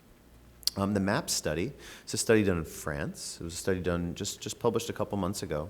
Another multi-domain intervention, but this multi-domain intervention, including nutrition, exercise, and omega-3 fatty acids via a supplement, did not work. Well, let's think about that for a second. Well, why does some research say one thing, and why does other research say another thing? Well, I don't know. In this case, the patients were older, the patients were more frail, the patients had a different dietary intervention. For example, they could eat way more carbohydrates than most other brain-healthy diets allowed. The omega-3 fatty acids that were used were a pretty low dose. 800 milligrams of DHA is a little bit on the low side. I know your work, Dr. So, almost. How many more years? 3 more years? Okay. Your work is going to be looking at 3,000 milligrams, right? This study looked at 800 milligrams. And maybe they gave omega-3s to everybody, but only certain people needed them. Well, we need to learn from this. Study failures are important. We need to really take a hard look and see why this study failed. Hopefully we can do that with future studies. Definitely want to spend some time on fish oil and omega-3s because this stuff is really confusing. When it comes to omega-3s, they're good fats, brain-healthy fats, among the most brain-healthy fats. There's other fats called omega-6 fatty acids. They're very healthy too, but a part of this is the ratio of omega-6s to omega-3s. This is confusing. The take-home point with this is you've heard about fish oil. Eating fish is good. Lake trout, mackerel, herring, albacore tuna, wild salmon, sardines are like great. But some people, if you don't eat enough fish or if you don't have high enough levels, sometimes some people may potentially benefit from omega-3 fatty acids in a supplement. Individual decision that needs to be discussed with your doctor. When it comes to fish oil, I don't love that term. I like the term omega-3. Where do the fish get it from? The fish eat the algae. You eat the fish, and then you get the omega-3. It's not really fish oil, it's a misnomer. There are even algae-based omega-3s. Skip the fish. If you can't do fish, you can maybe have the algae. Okay, algae-based supplements. So this is a very confusing topic. I'm going to say the jury is a little bit still out about omega-3s. I'm going to say probably for certain people with certain genes, omega-3s are preferentially beneficial. I think the dose is super important, and I also think that the effectiveness of omega-3s may depend on an omega-6 to omega-3 ratio. So this is confusing stuff. Give the field 5 more years, or maybe a little less. B vitamins. B vitamins are confusing. Where should you get your B vitamins from? From food. Eating a balanced diet, leafy greens, that kind of thing. But in some cases, maybe you can't get enough. Doesn't the USDA recommend B12 supplementation in older adults? Does that still happen? IOM. The IOM, sorry. My bad. IOM. Okay, thanks. I'm glad. I caught you texting. You corrected me during my lecture. Now we're even. Thank you. Perfect. So absorption of B vitamins is tricky sometimes with food. In this study, this is a study done in the UK, so a little different because their dietary patterns are different. But in people that had high homocysteines, it's a blood marker that some doctors check and don't exactly know what to do with. People that had mild memory loss, that had elevated homocysteines, when they were put on a B complex vitamin, their memory loss and their overall brain shrinkage slowed down. Tricky part was if your homocysteine was normal, B vitamins didn't help. The other tricky part is the only people that the B vitamins helped in were not only when the homocysteine was high, but when omega-3s in the blood were adequate. So you see how this puzzle is a little complicated? Okay? And that's why in the future, we need to write this playbook. For now, we just have the first chapter. Wake up and smell the coffee. Does that mean there's 5 minutes left in the lecture? How am I doing on time? Okay, doing okay on time. So, coffee, caffeinated coffee specifically, is probably beneficial on brain health over time. Is it the caffeine? Is it the coffee? Is it decaf? I think the best available evidence shows caffeinated coffee may work better, but there's other studies actually at the University of South Florida in Tampa that say it's probably something during the brewing process. Substance X is what they say, that it's something related to caffeine or coffee, but we don't know what it is yet. So how I internalize this is I think coffee is okay as long as earlier in the day, and it's not a whatever ochino that you get at the store with the sugar and the cream and the more sugar and the syrup, okay? Yes, I'm guilty. I sometimes get cafe mochas at a place that is on every corner, but what do? I get 1 pump of mocha instead of 4. Imagine they put 4 pumps of that stuff. I titrated myself to 3 to 2 and now to 1, and sometimes I get a little whip on the top because, got to make your brain and belly happy, okay? Just keeping me honest. Light whip, 1 pump, grande, not going to kill you. Anyway, so coffee is probably good for you. You don't want to have your coffee after 2 p.m., late at night. It's going to mess up your sleep-wake cycles. And Dr. Steinler talked about the amyloid, the bad stuff that gets gunked up in the brain, amyloid protein, that gets loosened up by exercise. It's a colloquial way of putting it. And that gets disposed of. The trash gets taken out during sleep. You don't want to drink coffee or alcohol before bed as it messes up your sleep-wake cycles. Okay? And this is ways to hit this disease from every angle. Okay? Flavonoids, blueberries. Half a cup of blueberries and strawberries several times a week. Nurses' Health Study was associated with a two-year decline in cognitive loss. That's pretty darn good. Okay? More studies are needed. Maybe the whole fruits and the fresh fruits are better. Is organic better? Is it not? I don't think we need organic, but maybe. There's some studies that show, interesting, if you have the ApoE4 gene and your produce is grown outside of the United States or Canada, is organic better? Because does the pesticides interact with the ApoE4 gene? Maybe, but got to figure this stuff out. Right now, if it's grown in the United States or Canada, just eat it, okay? And organic is confusing, and I would like your input, like with strawberries, the news article about strawberries and the pesticides, and I'm all confused about this stuff. But the take-home point is these are really, really brain-healthy things. In the next couple of years, hopefully we'll have more information. Dark cocoa, we're getting back to that again every morning. I put dark cocoa powder in my coffee every morning, including today. And this is multiple randomized studies that have shown not just improvements in memory function, but also insulin resistance and blood pressure control. Okay? So really where we're going is we're going to try to one day more accurately define what a brain-healthy diet is, how it differs from a heart-healthy diet, how it differs from an overall healthy diet in individual subpopulations. And Jose, cool. Oh, and he's texting too. It's cool. All the people I look up to in the room are texting. That's fine. Put me in my place. So we published a paper back in 2011. This is Are there any neurologists in the room? Probably not. Okay. So every neurology trainee in the country has to read this because this is what their boards are made of. So this is called, it's a peer-reviewed publication, but it's a review on the latest of dementia, the latest in multiple sclerosis, the latest whatever. So this is actually read because it only gets updated every 5 years. So you have like neurology trainees and practicing junior clinicians who are studying for boards that read every word of these things. And this was really the first time in my neurology little community that the term nutrigenomics, okay, was used. Pharmacogenomics, like, okay, maybe some people had heard about that, especially as applied to dementia. That was like completely brand new. And I got a lot of criticism for even talking about this concept. Oh, what are you talking about? Oh, maybe cancer, but dementia, come on. Well, guess what? Now the field is coming around, and precision nutrition, I think, is really where the field is going to go. Personalized approaches for both treatment and prevention. Okay.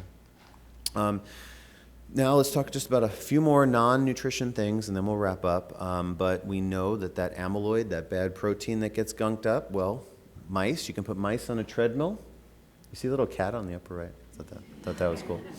You put mice on the treadmill. It lowers amyloid, okay? If anyone wants to do one thing today to reduce amyloid in their brain right now, in case it's there, exercise is the only thing that we can do, okay? You can join a clinical trial, that's great.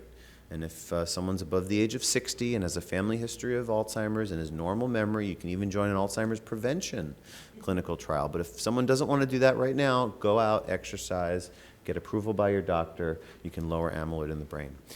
Music activity, okay? Intensive musical training, either early life or even midlife onward, actually has a protective effect on the brain. This is my band.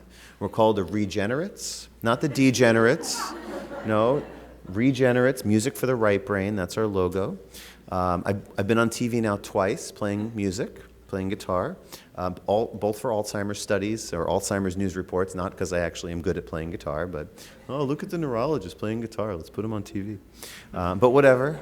I made it on TV for playing guitar. I can retire now. My mom was psyched. My mom doesn't care about, like, I don't know, science accolades. Oh, look, there's Ricky playing guitar on TV.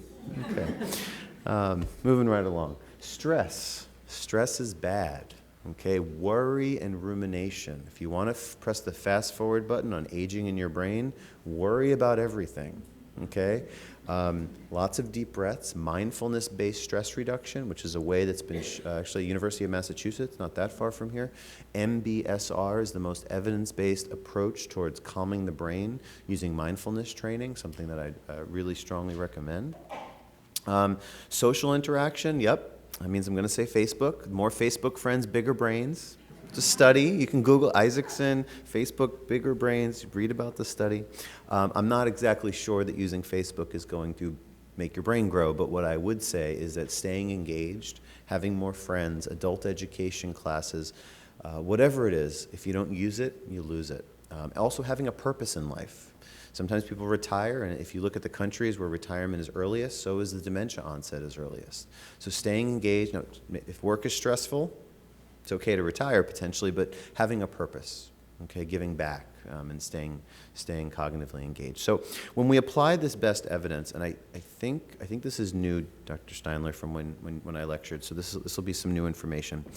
When you apply this evidence, this whole conglomerate of education, nutrition, all this stuff, and you follow people with normal memory, okay, but a family history of Alzheimer's in the Alzheimer's Prevention Clinic, as well as people with memory loss due to early Alzheimer's, here's the kind of top-line results, okay?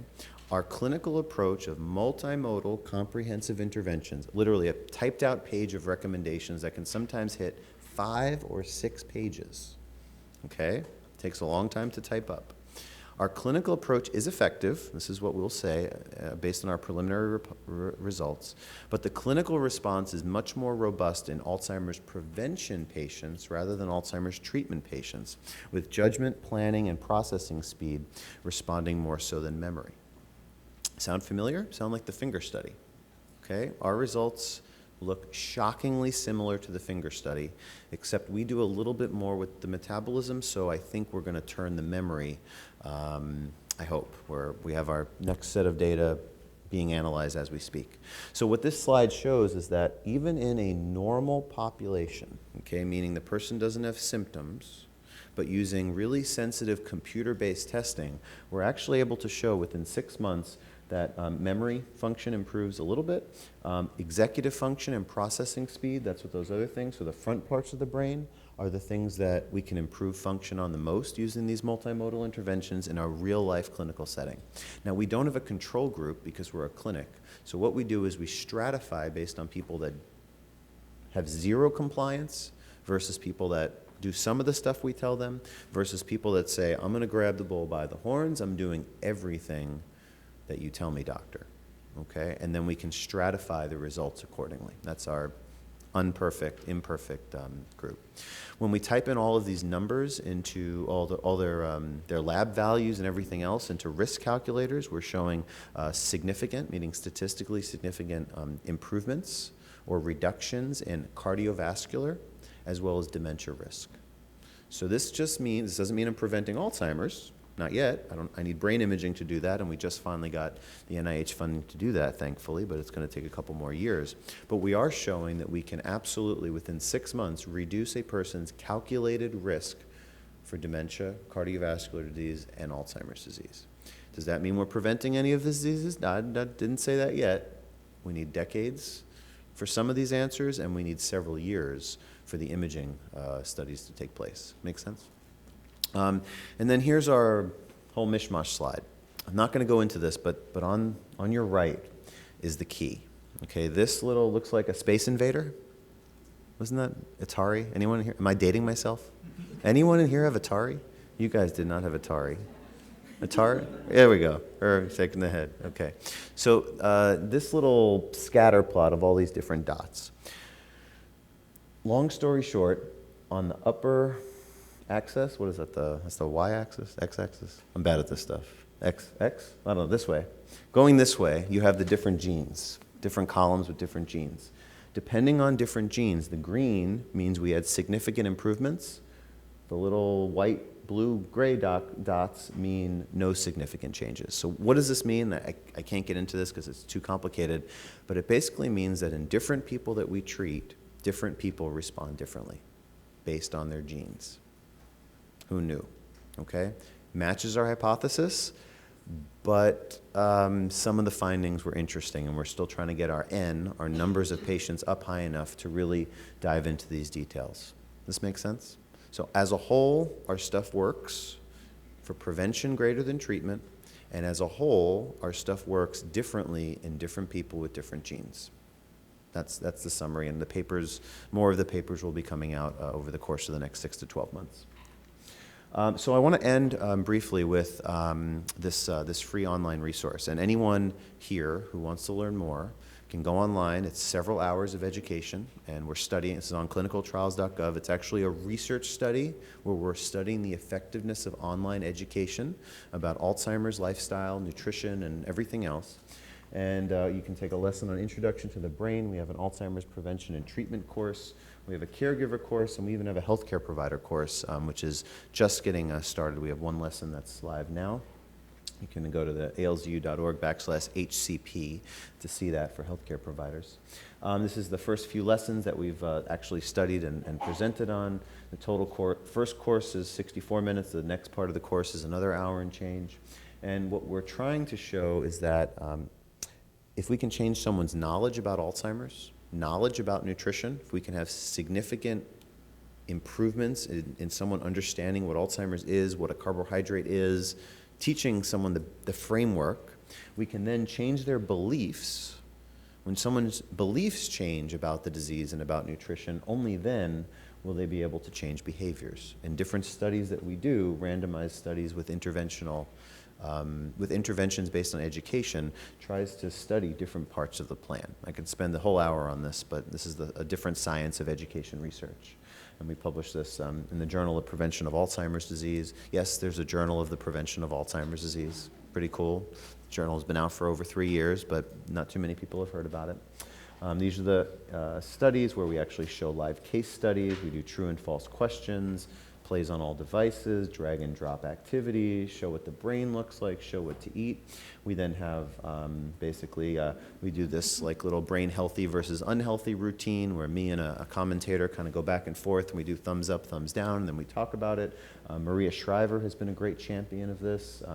We have collaborators from all over, and we do videos and anything that we can do to reach the public. You know, there's one video on here on gluten and Alzheimer's. No, gluten does not cause Alzheimer's disease. There's some people selling books out there that made a lot of money selling books on the topic. But this is what we try to break down the confusion and the stereotypes with real science and real facts.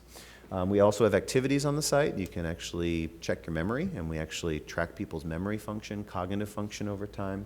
We track people's nutrition over time using not the perfect food records, but we use a Mind Diet scale that Dr. Morris shared with us. And long story short, we're going to try to actually track these folks online, depending on what they learn, depending on what behaviors they change, does it actually have an impact on cognitive health and Alzheimer's risk. So that's the new study that we're doing now. The study that I just showed you had over 10,000 people in it. The new study started on August 24th. We have 18,000 people in the study so far. 18,000 people since August 22nd. Okay, thanks to Facebook marketing, internet stuff, and some TV shows. Pretty amazing stuff. Just like amazing that we can disseminate so quickly. And long story short, what this shows is that the more people that do more lessons, there's a dose effect. So the more lessons that a person completes, the more likely they were to join an Alzheimer's prevention clinical trial. That was our primary outcome measure. And our secondary outcome measure was, would they actually would they be willing to change a behavior? And 2 lessons were not effective, but 5 lessons or more, which makes sense because 5+ is the lessons about lifestyle, had significant improvements on willingness to take a memory test, willingness to take a blood test, and willingness, or did they, this is a subjective click yes or no, but did they make a dietary change to improve their brain health after 6 months of completing the course? Now what we have to do in the next phase is actually track dietary patterns, which we weren't doing before. So with that, I really think that there's more hope now than ever for Alzheimer's disease. I wish there was a magic bullet or a magic blueberry. We're not there yet. Dennis, I couldn't agree with you more. Everything you were saying, that elephant slide, like everything that you said, we speak the exact same language. And we got to hit this from every angle. My Uncle Bob was in the Navy. My dad was in the Coast Guard. And it's kind of like, I'm a peaceful person, but it's kind of like fighting a war. You need the Air Force, the Marines, the Special Forces, the SEALs. You need every branch, every avenue, and only then, until that blockbuster drug comes, if it comes, I hope it will, but only then is when we can really make the best chance in the fight against Alzheimer's. So with that, I want you to thank everyone for coming, and I'm happy to take questions.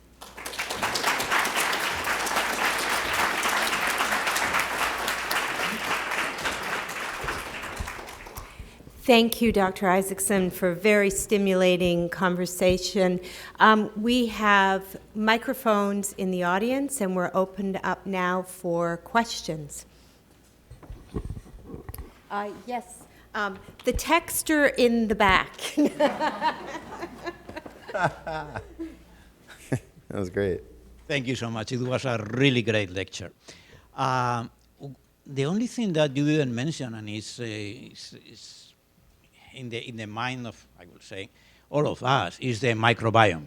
Oh, yeah. That gut-brain connection. How do you think that can be incorporated to the equation? Thank you for asking. So, and thank you for you specifically asking that question, because the answer to your question is going to be complicated, and I think it's going to be based on some genetic components and other things too. There's 2 major things that I didn't mention. One is about actually vitamin D, okay, because that's vitamin D and microbiome are really the next 2 major things to be added to this talk. I track both in my clinic in some ways, but the evidence hasn't evolved more robust enough way to where it's made it into the talk. So we'll talk about the microbiome. Starting in January, we have a medical student who is doing it's called area of concentration. So now in med school, some medical students are doing like a thesis, kind of like a master's degree thesis. She's doing an MD thesis. So we finally have funding, first of all. You need the funding to get samples. We're going to get fecal samples on all of our patients. The company, nothing to disclose, the company that was chosen was Ubiome. I don't know which is good, which is bad. Please tell me if that's wrong. Yeah, exactly. This is really tricky. And I think it's fecal samples and maybe it's oral samples. I'm a little peripheral with the project, but we finally have funding. We got a donation actually for $100,000 to hire a half-time research coordinator, and we're going to try to at least get microbiome samples on people and then try to understand if people's response to therapy depends on their microbiome makeup. Now, I'm going to answer this question from a clinical perspective, but I think there's a basic science underpinning that I haven't figured out. There are certain people that I see that should be responding but aren't, and I have to blame it on something, and if it's not their genetics, I think it could be their microbiome. Now, I believe in genotypes and phenotypes. You see a gene, you see the physical manifestation. I've had several patients, more than one, probably a dozen or two, that look the same, that I think their microbiome is messed up, okay? What do I mean by this? I don't know. Their bellies sometimes are bigger. They have a harder time losing weight. Their skin just looks different. They may have, I don't know if it's acne, I don't know what it is. There's just some phenotypic something that I think may be related to microbiome stuff. I would never put this in a slide. I probably shouldn't be saying this if this is being recorded, but I do think there's something to the microbiome and physical and brain manifestations. The reason I haven't talked about it is I haven't studied it, and I don't know. You know, where is most of the serotonin in the body produced? In the gut, right?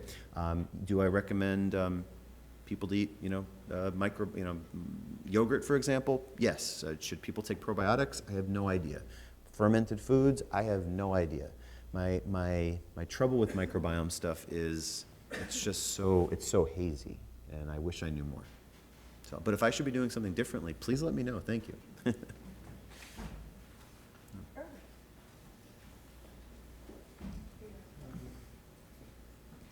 Richard, thank you so much for really a very intelligent and evidence-based challenge. And for what you're doing and your own translation. You emphasized that that a number of these dietary interventions are similar to interventions that we would be used to target the vascular system, and especially the cerebrovascular system. And the responses that we're seeing, whether we're talking about lowering homocysteine with B vitamins or seeing a change in cerebrovascular events, seem to be causing us to re-emphasize the question how much of the pathogenesis of this interesting thing which we call Alzheimer's is actually going on in the macro or microvascular system of our brains, including certainly the stem cells. But whether, in fact, that is a major locus of the therapeutic or preventive nutritional things that we're doing. So great questioning. This could be. I think this is I mean, this is one of the largest drivers of the end game of Alzheimer's. So what do I mean by that? The way I usually answer this question is, a person with high blood pressure or high cholesterol, I usually say doesn't cause Alzheimer's, but it's a great way to press the fast forward button towards it. That's what I usually say, but it's much more complicated than that. I say that to my patients. I think in reality, and I think the folks at University of Miami are looking at this with way more sophisticated vascular measures than I look at. I think that whether it's microvascular damage, whether it's, for example, when you treat high cholesterol, the drugs that you treat the high cholesterol with doesn't just lower the cholesterol, there's pleiotropic effects or anti-inflammatory effects of the drugs. There's anti-inflammatory effects of blood pressure drugs. And actually multiple blood pressure drugs have actually been shown to reduce Alzheimer's risk later. So I think a lot of this is intertwined. I think that you can take many roads to Alzheimer's, and I think so many of the roads to Alzheimer's are strictly dependent on vascular health. I guess that's what I'd say. I think it's more complicated than that, though, but I think that's the way I'd summarize. So, great question. There's a lady in the back. Do we have a microphone?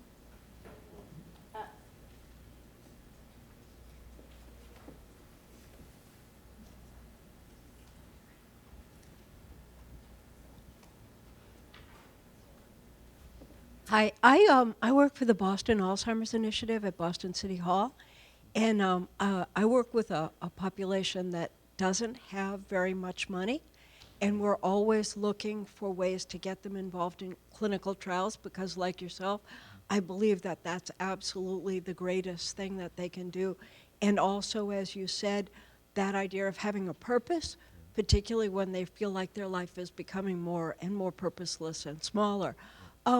This website, the Alzheimer's Universe, is it free? Can anybody use it? Yep. So the question was, is first of all, the first part of your question, just so everyone here, is about the importance of clinical trials. And joining a clinical trial, either for Alzheimer's prevention or Alzheimer's treatment, is not just, I would say, rewarding for the patient because they're advancing science, but to be honest, the only way to adequately treat or manage a patient in 2017 at the highest level of care is to include clinical trials in your therapeutic management plan. Because there are drugs that are in studies now that will be out in 5 to 7 years. I'm almost positive that 1 or 2 of them will make it. So if you really want to have the best care, join a clinical trial. They're free. The other part of your question was, is this website free? And absolutely. ALZU.org is completely free. Like Facebook says, it's free and always will be free. This is, I wrote a book or two, and I see we have people calling like we have 140 something patients on the waiting list. We had to almost close the waiting list. There's millions of people. We decided that sometimes people don't read books and sometimes people can't come to the clinic. Almost everyone has access to the internet. Not all people have access to the internet on a computer, so we made it mobile friendly. That just started this summer. This website is free and will always be free. Everything we learn in the clinic is going to be on this site within a few months, and that's how we can. I want to reach people when I'm sleeping, so that's the goal. The site will always be free. The activities page has links to ongoing clinical research studies, mostly prevention studies actually, because it's really a site focused a little bit more on prevention, 80-20 or so. But yeah, it'll be always free and hopefully it will continue to grow. I have one more quick one that's just curiosity. When you were doing the slides, one of the earliest slides was like factors that we can't change and factors that we can. And in the factors that we can't change was level of education. Does a level of education help you not get Alzheimer's? Yes, great question. Wow.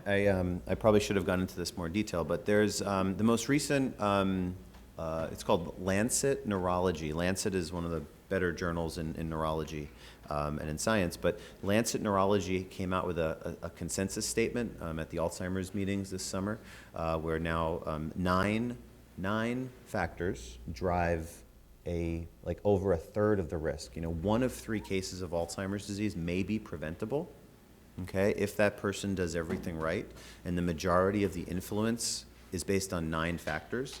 The major factor early in life is educational attainment. So keeping the brain active, staying in school. Actually, if you go to alzu.org/high school, this is not available for the public, but we have a 3-lesson course for high school students about Alzheimer's disease.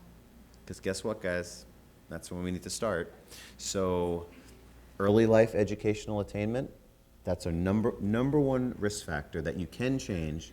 Now, I kept it in the non-modifiable bucket because I don't think we have anyone in high school here. But probably somewhere around the early 20s maybe is kind of when educational attainment kind of drops off, maybe mid-20s, I don't know for sure.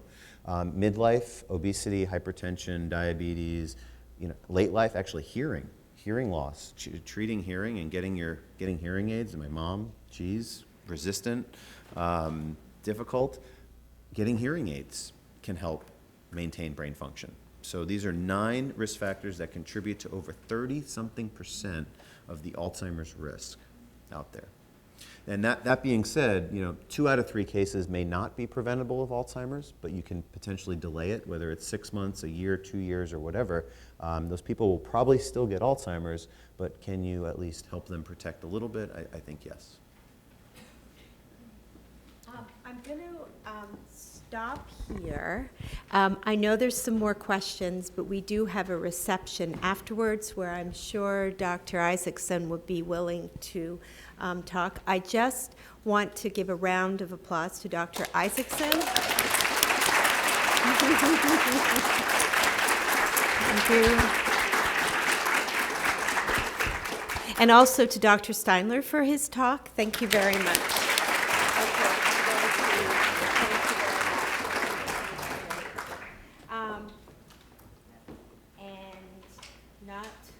Whoops.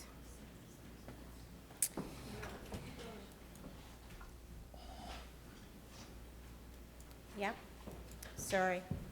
Nope. Oh, that's because we My mother had has your panel. advanced Alzheimer's. Sorry. Sorry about that. No, it's okay. We just, well, while we're waiting. You ready to play it now? No, not right. Yeah. Okay. Ready when you are.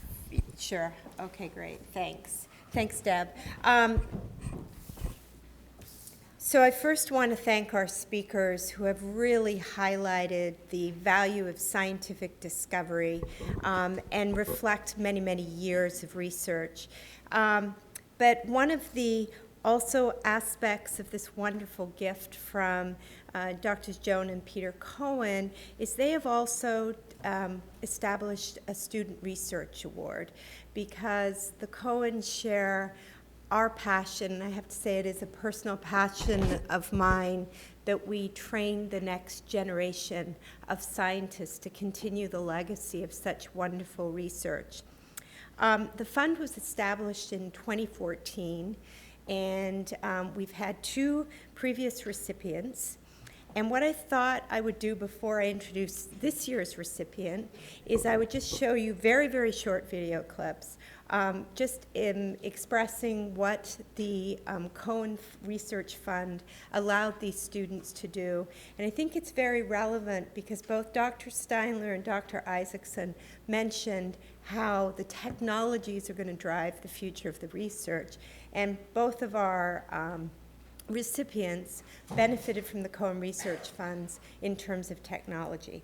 So if Sarah knows how to use technology, we will be able to. When I received the award, I was working here at Tufts in Joel Mason's lab, and I was really looking at the relationship between obesity-mediated inflammation throughout the body and how that alters one's risk for colon cancer. The award really allowed me the means to stay a couple additional months at the HNRCA and do a better job of wrapping up some of the projects that I had going on, and really to bring the work that I had done here at the HNRC to completion in a much better way. I received the Cohen Award in 2016, and this award allowed me to expand the scope of my thesis. Rather than doing traditional methods, it allowed me to afford the reagents and kits necessary to do next-generation sequencing on both my adipose tissue samples and my coronary artery samples. And basically this means that rather than focusing in on a few genes, I'm now able to look at the entire genomes and then the potential genetic signatures that our diet and statin interventions had on these pigs.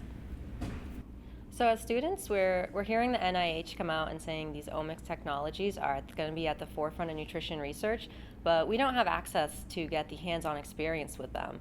And the Cohn Award in particular allowed me to do that, both in the laboratory and working with the big data. And that's something I'm going to carry with me throughout my entire professional career. Great. So I just want to say we're just very, very proud of these two previous recipients. Anna Falser, who received her PhD from the Friedman School of Nutrition Science and Policy at Tufts, is now a postdoctoral fellow at Vanderbilt University, working under Dr. Aaron Bowman in pediatric neurology, and she is researching the role of manganese on neurodegenerative diseases. Our other recipient, Maura, would you mind just standing up and turning to the crowd? Maura is, yes. Maura is one of those gifted students who hasn't even completed her degree and has already got her next job. So she's doing something incredibly well here. Maura is going to be graduating soon from the Friedman School of Nutrition Science and Policy, and she has already accepted a postdoctoral position under the supervision of Dr. Vasan Ramachandran, who is a lead researcher at the Framingham Heart Study, so continuing her work that she has done here as a postdoc. So now it's my really great honor to introduce this year's recipient.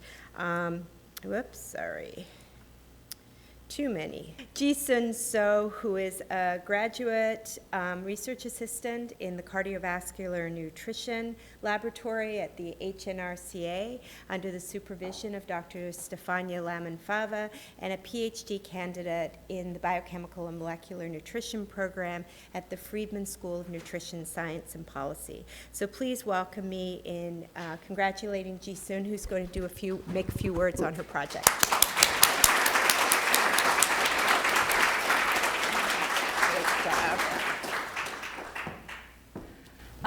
Hi, I'm Ji-Sun So, the recipient of the Cohn Student Researcher Award this year. And it's a really honor to me to be here and even have an opportunity to speak today. So first of all, on behalf of HNRCA, I would like to thank Dr. Joan and Peter Cohn and their family for supporting this young scientists who are really eager to find a role of nutrition in chronic inflammatory disease, such as cardiovascular disease and Alzheimer's disease, a silent killer. This student award has provided us a great opportunity to come up with the new ideas and to test new hypotheses in the research setting.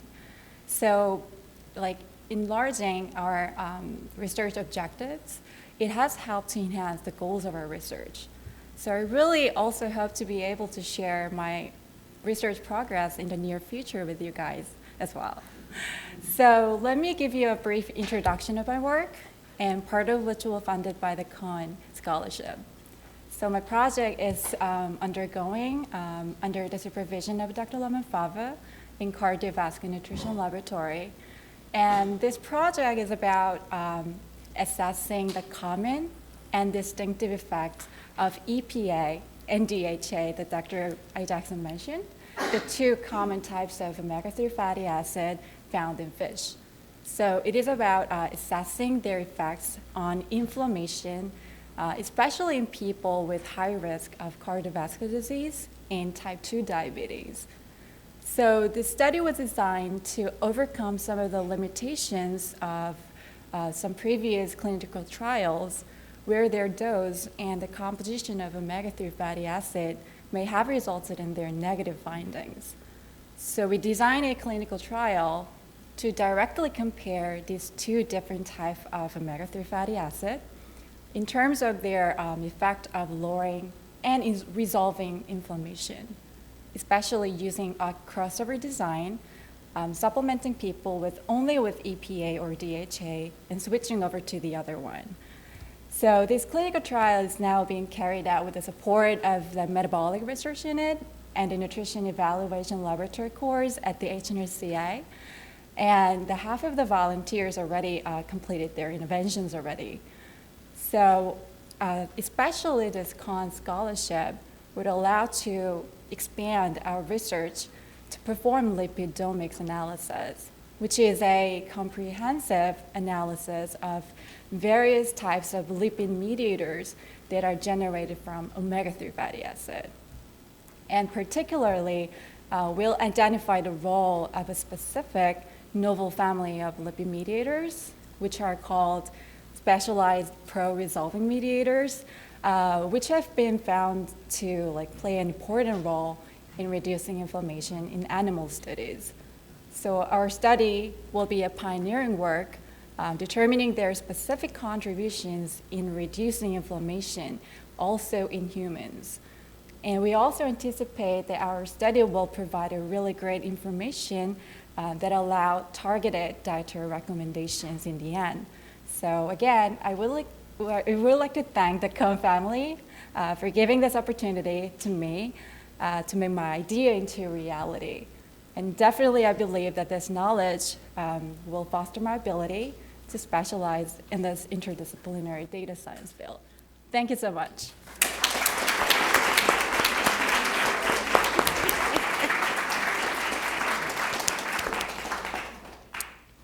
So, Ricky, now we know your real name. You'll have to come back in 3 years to hear Jisun's thesis defense. You'll get the information on those omega-3 fatty acids and neurodegenerative disease. Perfect. So this actually brings our program to a close. We really, once again, want to thank the Cohens for their wonderful generosity, and I would like everybody in the audience, because physical activity is really good for you, to stand up and do a resounding applause to the Cohens for their generosity.